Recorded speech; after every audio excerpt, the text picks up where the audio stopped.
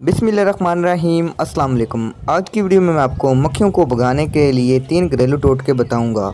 इंशाअल्लाह ताला आप ये टोटके अपनाकर मक्खियों से छुटकारा हासिल कर सकते हैं। गर्मियों में अक्सर मक्खियाँ बहुत ही ज़्यादा तंग करती हैं और तरह तरह की बीमारियाँ फैलाती हैं। अगर आपने ये 3 टोटके इस्तेमाल कर ले तो आपके घर में मक्खी नहीं आएगी।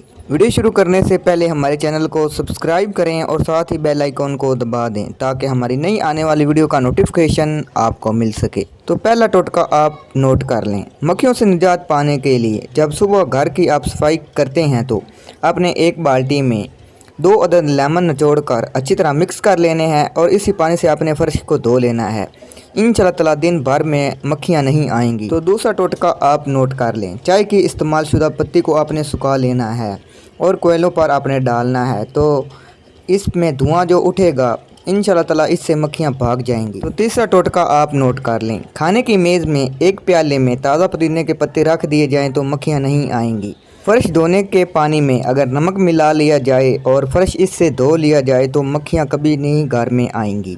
तो दोस्तों ये थे टोटके जो मैंने आपको बताए। आप इस पर अमल करें और मक्खियों को घर से भगाएं।